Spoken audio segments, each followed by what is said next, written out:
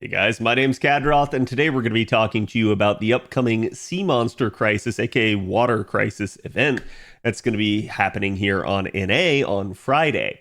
So, Sea Monster Crisis is coming to us about a week earlier than it did on JP. It's pretty much anyone's guess as to why they're trying to stay maybe a little bit ahead of schedule. Based off our best sort of analysis of kind of the anniversary for NA, which is usually at a different date than it is for JP. It looks like they can just easily flip flop two events to try and make it work with no real impact. So they shouldn't really have to do too much schedule shifting this year, but they're still seemingly giving themselves a little bit of a buffer. So it is interesting to say the least. And again, Sea Monster Crisis is basically coming to us right here off the back end of the lotto. A lot of people are going to be tired out by that, but I have good news for you. If you're somebody that is really just burnt out after doing a whole ton of grinding over the past 6 months, all these lottos, all these raids, you are now in an era where NA is going to slow down a little bit. Again, that's maybe not good news for people that want more content and more to do. But at least for those of you guys that have maybe gone through quite the slog here, you're going to get a little bit of a relaxation. And what better way to spend it than on a beach in Vietnam? Because that's basically what the Sea Monster Crisis is going to be about. This is going to be the era now kind of moving forward on NA where pretty much every event going forward, with a few exceptions, namely lottos, are going to be 3-week events from now on. So this is going to give you more time to complete the events. It doesn't really always translate into that because they start putting more things in the shop. So it's still going to take you a while, but it's still going to be clearable on that AP, even if you don't roll. And you're just going to have, again, a just longer, more protracted experience, basically, with your events. But that's kind of what we can expect going forward. And you can actually see that we will probably also get the Learning with Manga collaboration, which is going to be our actual collab event, our Golden Week collab event on NA this year, probably right after. Again, this was supposed to start on the 27th on JP, which is the date that the event ended on JP. But again, like I said, we're about a week early, so expect everything to kind of shift forward by somewhere between 7 to 9 days, and that's pretty much what you can expect. Talking about the actual Sea Monster Crisis, though, it's a very interesting event, and I highly urge you guys, especially if you are burnt out, not to miss. And the reason why is because it's going to be a fairly simplistic event. There's not going to be too much you have to do, and it will actually be somewhat worth your while just for the welfare alone. And we'll talk about all of that when I start doing my unit analysis videos, but again, I'm going to say that this is going to be just an easy event for a lot of you guys, and it should be quite a bit of a load off compared to the prior event that you just got done with. Now, the requirements for this event, as again, it is going to be a 3-week, are going to be to clear Goddard Damarung. That's going to be your LB2 requirement. And then it is warning you that there will be spoilers for LB6, so it's kind of encouraged for you to get LB6 done with ahead of this, but by the time this video comes out, and really by the time this event is upon us, you're not going to really have any time to actually do it. My advice is just go ahead and do it. It's not going to be that spoilery. Most people, I think, they're just kind of putting this in here just to be safe. But there will be some stuff that will kind of touch on the storylines. But again, just to let you guys understand this, the whole premise to this event is basically going to be a building style of event, kind of like we've had in various events like Yamatai Koku, or again, the original summer event, where we had to actually build things using resources. But just to give you guys an idea here, it's basically going to talk about how we have to protect mysterious creatures. They were known on JP as the Kon, Kon.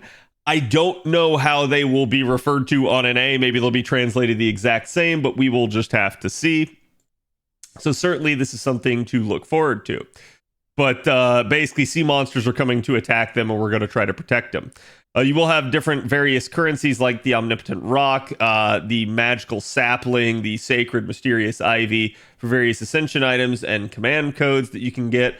You're going to end up having basically the 3 different color cons, the red one, the blue one, and the yellow one, basically each on these.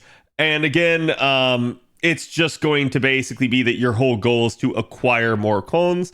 They are going to help you build the things for the the resort that you're at, and that's just going to kind of be the name of the game for this event.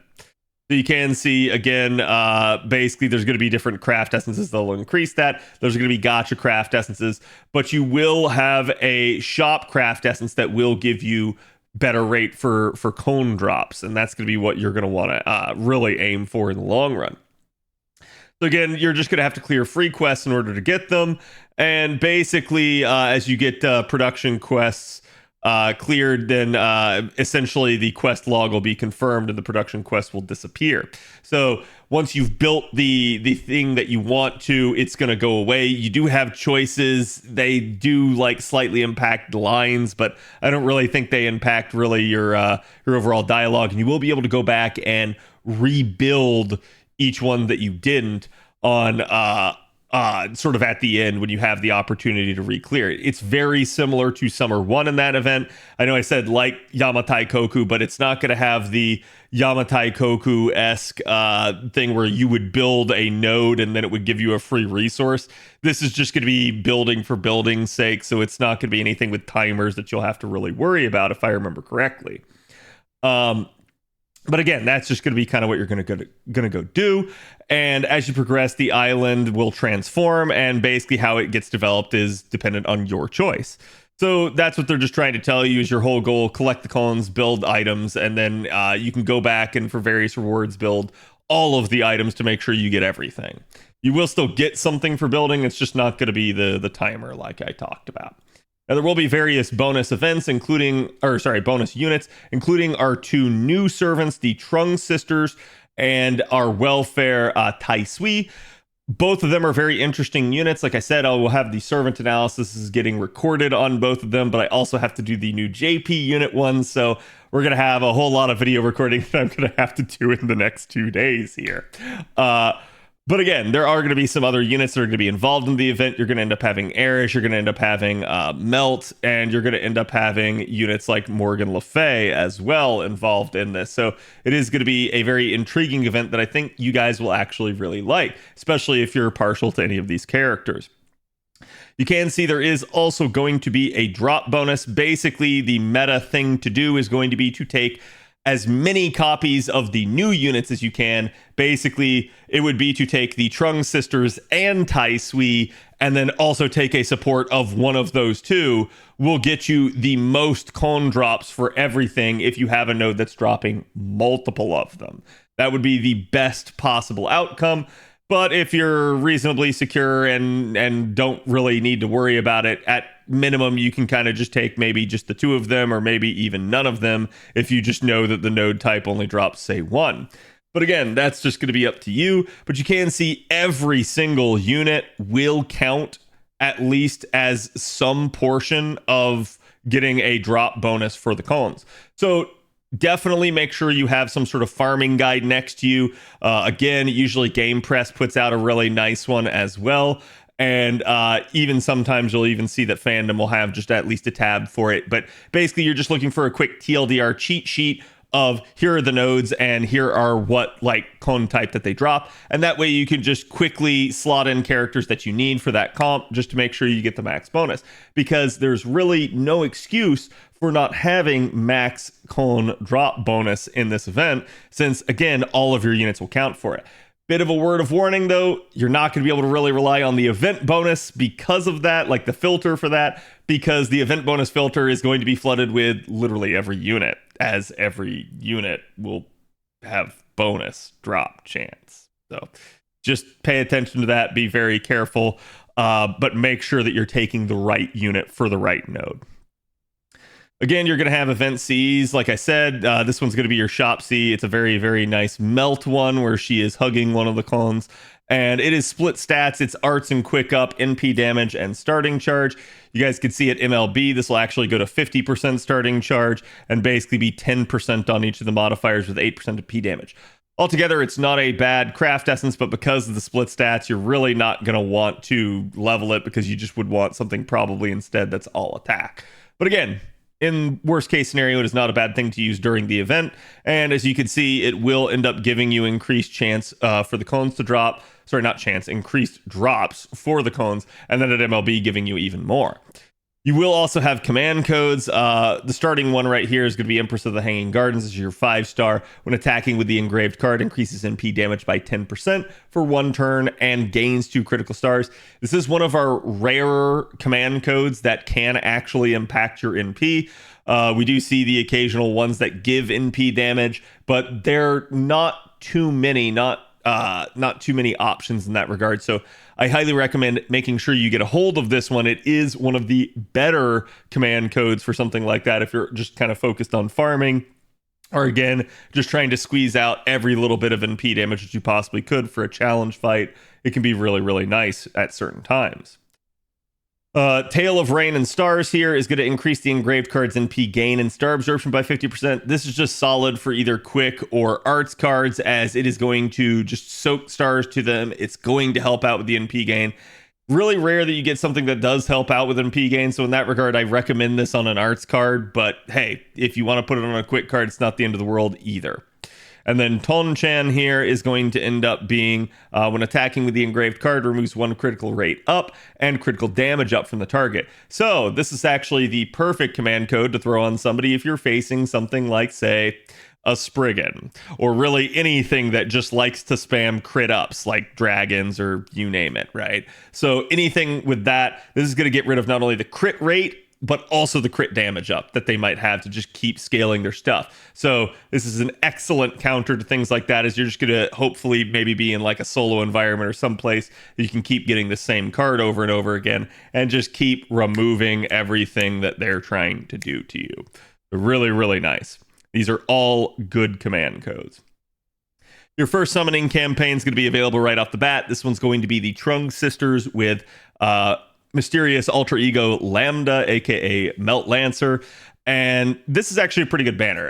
Again, just to give you a little bit of a TLDR on the Trung Sisters, they're somewhat of a hybrid between a single target arts damage dealing saber and a sort of supportive party oriented healing saber, and it's actually really nice, really synergistic, and can work really well. The damage is not going to be the best thing ever, but they are a pretty quality unit and can actually trivialize certain fights.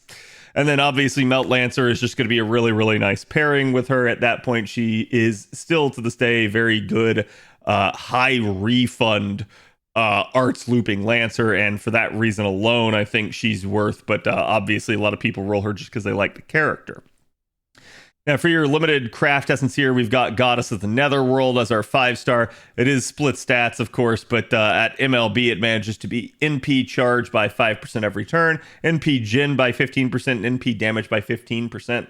So not a bad craft essence if you're sort of looking at a down the stretch overtime type of, hey, I just need perpetual offense and getting back to my NP. This is actually a really, really good craft essence in that regard. Just again, it's not all attack, so you probably don't want to level 100 it. But hey, if you're a big Erish fan, feel free to go for it. It will definitely be a solid option. Eye of the Tiger here is going to be all attack, but this is only going to be our 4-star. It is going to be one of the rarer 4-star crit bomb CEs. So as you rotate the unit into the node, they will provide crit stars. A little bit of a weird pairing in terms of giving it quick and crit damage up, because usually if you got someone rotating in with a crit star bomb, it's probably because you're trying to provide someone else with the stars. So kind of an odd pairing then to have this give quick and crit performance, but it is what it is. Still, it's useful, at least just in the sense that it is a 4-star variant of a crit star bomb C, so that's going to make it a cheaper option if you have party cost considerations at play. And the World Excursion here is going to be your 3-star. It's going to give HP Gen up, as well as quick of 3%. So again, definitely an interesting banner there. And then you're going to end up having the second summoning campaign basically a week into the event. This is going to end up giving you Morgan Le Fay and Wu. And obviously, we can say a lot about Morgan Le Fay. She's still to this day a very, very good berserker. She's not going to be the top damage dealing berserker in the game by any means, but she works really, really well in challenge environments, especially in certain let's just say invincible comps or anything that can really allow her to kind of be protected and keep going over time. She got that overcharge that's really going to help out, and she can really just help be the engine for a comp like that. we've also got Wu here, and Wu is actually going to be receiving yet another strengthening here during this event. This is actually where she's going to get her party-wide charge. It's going to be the upgrade to her Imperial Privilege, so it's going to be a really decent upgrade for Wu as well. She's still, to this day, one of the hardest-hitting single-target assassins, even with respect to the fact that she is a 4-star. She is at least going to be somewhat RNG due to needing the Imperial Privilege attack up in order to hit those numbers, but she can still be a very, very solid option for you as a single-target quick assassin. And again, it's going to be the same CEs on this one, so we don't really need to go over it. And then you've also got the Da Vinci shop. You're going to be getting basically the unlock permit, where if you've managed to clear CCC and its main interlude, you will end up basically getting this for free. So that is really, really nice that they've done that, because again, in the past, it's certainly been a case where a lot of people don't really want to unlock costumes just because they cost rare prisms. So there is ways now to get some of these for free. And it's just going to be her glasses costume, so it's really, really nice. Again, like I said, you've got the strengthening. It's also going to increase the party's critical damage for 3 turns. So not a bad one, to say the least, for Wu. Now let's go ahead and talk about the event shop here. You do have the Con shop, and this is going to be something that I advise you doing really only if you've already done all of the building in the event. However, there is an exception to that, and that's going to be for Tai Sui's Ascension mats here. I do recommend probably getting these as quick as you can if you're going to be using Tai Sui during the event. Again, he is a damage bonus unit. He does give bonus to dropping more cones, so getting him up and online and usable will actually be to your benefit, but it's totally up to you to determine how you want to do that. Again, though, this is just totally up to you, and I say just do it probably after you've completed most of the building for the event.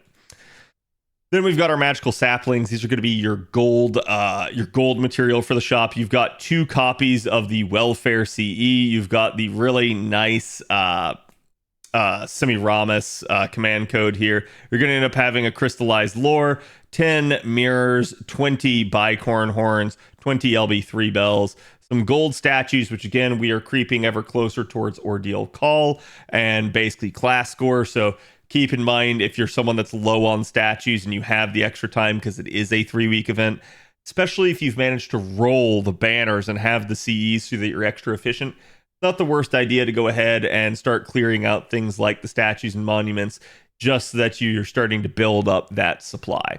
Basically, if you're more efficient in an event because you rolled, it's a good idea to full clear the shop. And again, from there, we've got the 2 copies each of our gold foes, and then a singular arts card command code key. For the Omnipotent Rock, this is going to be your silver material here, and basically you're going to end up getting another copy of the Welfare CE, your 4-star command code, another crystallized lore, 20 LB5 fruits, 20 Phoenix feathers here, 20 seeds, and then your silver statues, and then a singular gold attack foe, as well as the Buster command code key. And then the Sacred Mysterious Ivy is going to be your bronze mat here. That's going to get you a 4th copy of the Welfare CE, your 3-star command code, yet another crystallized lore, 20 LB6 fairy dust, and basically 30 stingers and 30 cerebrospinal fluid. You're going to get 1 more copy of a gold HP foe, your normal copies of the silver HP and attack foes, and then basically your 5-star, 4-star, and 3-star embers, again, which is up to you as to how much of that you want to buy, as well as your quick command code key. Again, I'm not going to go over the main quest. I'm just going to quickly jump you guys to the bottom here, just so that you guys have an idea of what you are dealing with. But basically, as you guys can see, it is at the end of the event is when you're going to unlock Tai Sui. So keep in mind, you're not going to have the welfare right away. As a result, you're not going to be at the most efficient possible for cone drops if a node does drop multiple of them. But again, understand the event is balanced around that, and so you don't really have anything to worry about. Just make sure you grab your copy of him, make sure you complete this event so that you get him, and obviously you will get another grail on top of that, so it's something to really try for and make sure you do.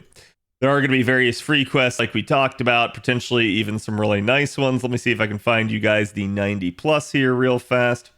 Should be this one right here, Turtle Hand Island. This one is going to be a 131 Lancer node. It is going to drop all the materials and all the cones. So again, you can see how you're going to want to like try to scheme things. It is going to have dragon reverse scales and shells. That is very nice for anyone who is newer to the game and doesn't have a horde of dragon reverse scales, because they are somewhat harder to get over time, as a lot of the early players to the game have them in hordes, but a lot of the newer players haven't really had good farms for them. So really, really nice. And then, yeah, again, shells for the upcoming summer events this year. There's going to be a lot of really lucrative, really nice summer units that people are going to be rolling for. So if you're trying to get stockpiled ahead of that, that's going to be a really, really good node for you. And I'm going to expect this is probably the 90 node right here, Right Harbor. This one is going to end up being mirrors and cerebral spinal fluid. It will also drop everything. So really a decent set of options there for you for your events. Yeah, it's totally not a summer event. That's a summer event. It's basically, it looks, smells, and sounds like a summer event, but it's not the summer event. There are going to be production quests. Again, as you build things, that's what these are going to be. And you will see, you will get apples basically for building everything. So especially for those of you guys that are maybe out of apples, fresh off the lotto and everything, and you spent everything that you had because you just didn't go into it with a lot, it's going to be a good way to sort of restockpile for you guys. So make sure you build everything that you possibly can, because it is all going to end up giving you the apples. Just keep in mind, if you reset everything and try to build a different way to get different buildings, if you rebuild the same building you built before, you will not get another apple again. So it's only for the first time that you build things will you get an apple. But still, really, really a nice way. And you can see there's quite a few apples in that. You've got extra quests as well. These are going to be available after the epilogue. And again, this is where you're going to get your copies of Tai Sui. So really, you're going to want to make sure you do these as well, just to make sure you get them to NP5. Again, the Ascension mats are going to be in the shop. The coins are going to be in the shop. Those are going to require the cone copies. And then you're going to end up having a challenge quest as well that is going to end up giving you yet another crystallized lore. So really a nice thing for you guys here. Sea Monster Crisis, like I said, it's going to be a 3-week long event. You're going to have plenty of time to do it. Just relax, enjoy some time on the beach. And again, ask yourself if you want to roll for the Trung Sisters or maybe save for units that are coming later in the year. I hope you guys enjoyed this video. Let me know what you guys are most looking forward to with the Sea Monster Crisis, and I will see you guys for the next one. Later.